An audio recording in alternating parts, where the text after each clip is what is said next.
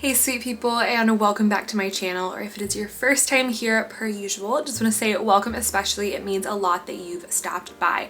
With the holiday season coming up, I wanted to share a few make-ahead breakfasts that are absolutely delicious, feel like a special treat, and gonna be great for those holiday mornings where maybe you're gonna be prepping food for dinner that day, or maybe you just want to be sitting, spending time with family, not in the kitchen, but still making sure you're having a nourishing meal. Because I don't know about you, but on Thanksgiving and Christmas in particular, I am definitely guilty of just getting so wrapped up in either, prepping the Thanksgiving meal, wanting to get right into that, or on Christmas, just wanting to be with family and open presents, that it's easy to just kind of neglect eating and proper nourishment, which doesn't feel good and can end up putting you in a funk by the afternoon of whatever day it is. So these are 3 recipes that I really love and that, again, make it feel a little bit extra special, but don't think they're just for holidays. While that's the occasion I am sharing them for right now, they're also awesome for any day of the week.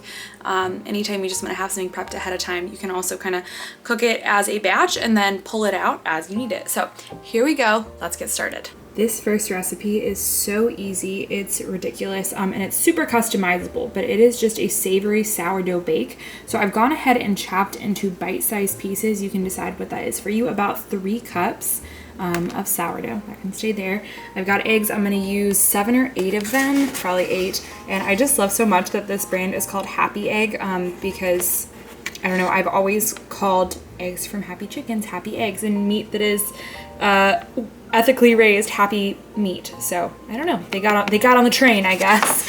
And then I have turkey bacon for my protein today. That's just what I had in the fridge. Highly encourage y'all to use whatever you have on hand. Some Parmesan cheese, but I've used goat's milk Gouda as well. That's delicious. I've got some green onions. You can use any kind of herb you want that you like, and eggs. And then for my seasonings, other than that, I just have some garlic powder. I've got some salt, and I've got some pepper. So I'm going to crack my eggs into a nice big bowl, mix that up with my seasoning, and then just fold in my other ingredients.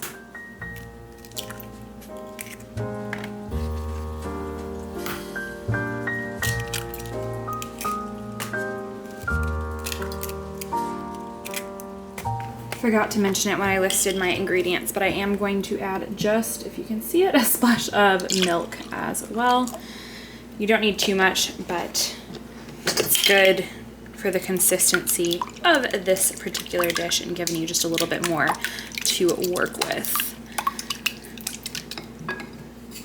I always just measure with my heart when it comes to salt and pepper and garlic powder, but I would guess about 2 teaspoons are going into this. We're gonna do cracked pepper, maybe half a teaspoon, maybe 1/4 teaspoon. I don't even know how you measure pepper when you're just looking at it being ground. So again, that's what your heart's for. And then probably about a half teaspoon of garlic powder. Whisk this all up.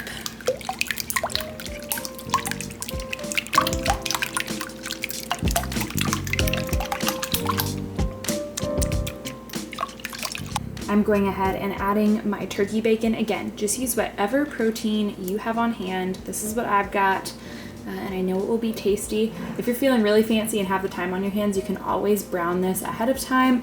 I honestly don't want to do that at all right now, so we're not going to, but I'm gonna throw that in.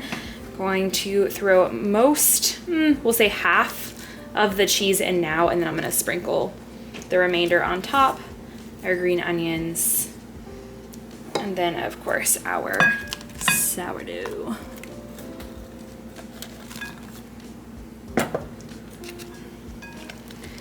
A whisk is not the best tool, but it's what I have already in here, and I don't want to get something else dirty, so I'm just going to make sure that everything is thoroughly coated. And something I love about this dish is that it kind of tastes like croque madame, like you would get at a French restaurant, but it is so much easier because you don't have to make your hollandaise, you don't have to go through the process of cooking everything separately. You just make it the night before, like I'm doing now. Keep it in the fridge overnight and stick it in the oven the next morning. I like to do this in a cast iron skillet, but if you're dealing with iron overload or prefer not to, by all means use any regular baking dish. But I did melt just a little bit of butter in here and make sure to coat the edges so this won't stick, or at least won't stick as badly, but you can use coconut oil too, whatever you prefer. Now we are just going to go ahead and pour our mixture on in and top it with the remaining cheese. Ultimately, this is just going to go into the refrigerator overnight, and tomorrow morning we will pull it out nice and early because I have to wake up early. So this is perfect, and bake it.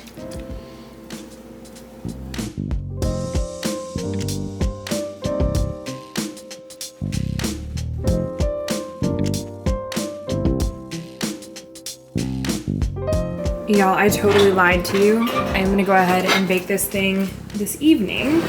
Reason being, you can do it either the night you make it or the next morning. And I don't have to wake up as early tomorrow if I bake it tonight. So that's gonna bake for about 30 minutes at 400, give or take. Here she is, and isn't she a beauty? Altogether, super simple, but it feels fancy too. So it's perfect for a special day of the year. And let me just say, there is nothing better than the smell of green onions baking in something like this in the oven. So gonna enjoy this tomorrow morning, and then I will be back with our second make ahead breakfast recipe. This next recipe still uses sourdough, but is on the sweeter side, and it is my stuffed sourdough French toast bake. You can do this just a heads up on the stove as well if you would prefer, or if you're making it the day of and don't want to use the oven, in which case you're just going to keep your bread a little bit bigger, fill it the same way we're doing in the recipe that follows, and then you'll just soak it in the egg mixture before frying it up on the stove. I think this is really great served with some turkey bacon or just regular bacon. You can always throw that into the oven and it'll be done in no time. But again, love this recipe, and I know you will too. For this recipe, I'm going to start out with some sourdough bread. I'm going to slice this, and then we have cream cheese. We are going to make little cream cheese sandwiches essentially with the bread, and then cut it into smaller pieces. And then I'm going to make a batter using some eggs, got some milk, we've got salt and cinnamon, and then we've got some maple syrup and vanilla, and that's all going to go into a pan to be put in the oven.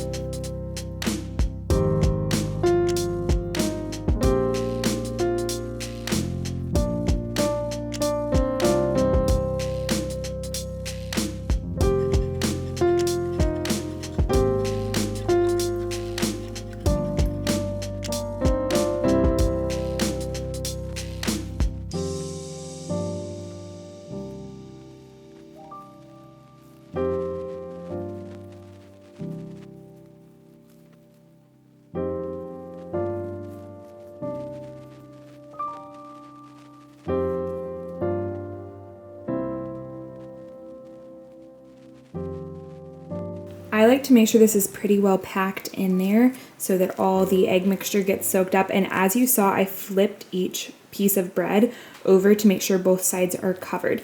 Now, you don't have to let this sit overnight, but if you choose not to, as I am not going to do right now, I would let it sit for at least probably 5 to 10 minutes to make sure the bread soaks up the egg mixture as much as possible before popping it into the oven. Oven is preheated to 350. This is going in for about 45 minutes to an hour, just depending on how soft you want it. keep an eye on it is all.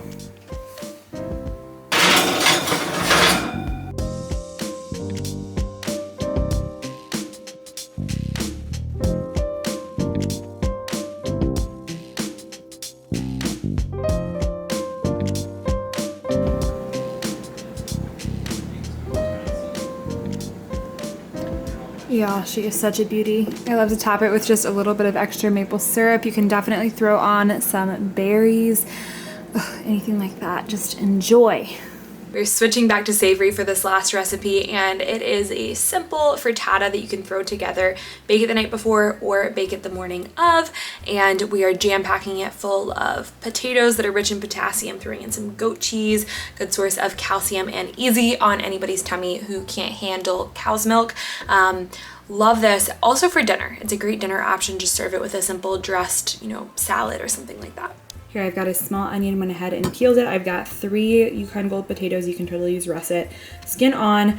Going to chop this up. It's going to go into a skillet that I can also throw in the oven with a little bit of olive oil. While that is sauteing, I'm going to go ahead and shred these up.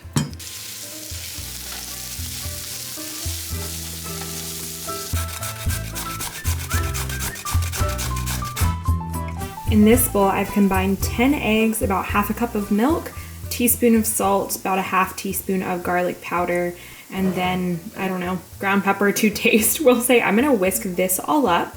Then I'm gonna go ahead and add in the potatoes, and then what we're gonna do is pour this over the onions, give it a quick stir, and we will add our goat cheese once it is already in the pan.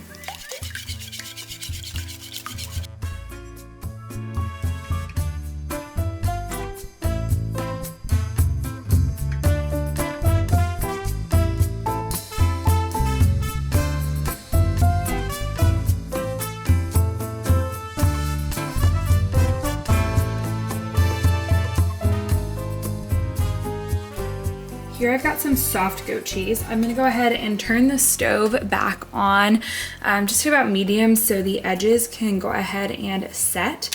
And then I'm just spooning out little dollops of goat cheese. I'm gonna kind of press them into the frittata. This is also a great time to add anything like sliced tomatoes, if that's something you want to do. I'm not going to tonight just because I don't have any on hand, but that can be a lovely addition as well, and they can be really pretty over the top. But don't hesitate to use whatever kind of cheese you have on hand for this. It can also be done without cheese, but I find it to be a really lovely addition, add some extra depth of flavor. If you want to use a hard cheese, just grate that ahead of time and then you can mix it in with the potatoes. This is going to bake at about 375 until it's completely set up, probably about 25 to 30 minutes, but I will confirm with you after it is done. I'm running out of daylight and the washing machine is going in the background, but want to show you all the end result. It did end up baking for just about 25 minutes, maybe slightly longer, but I like it to have a bit of a soft interior. So I take it out as soon as it is starting to set up, and then I just let it sit for about 10 minutes before serving. That's it from me for today, but I want to get to know y'all better. And as I said in a post the other day, I would love to know your favorite holiday tradition, whether or not it relates to food. Please let me know down in the comments. That would be so sweet to get to kind of converse with y'all about that and just get to know more about you. But until next time, thanks so much for watching. Bye, y'all.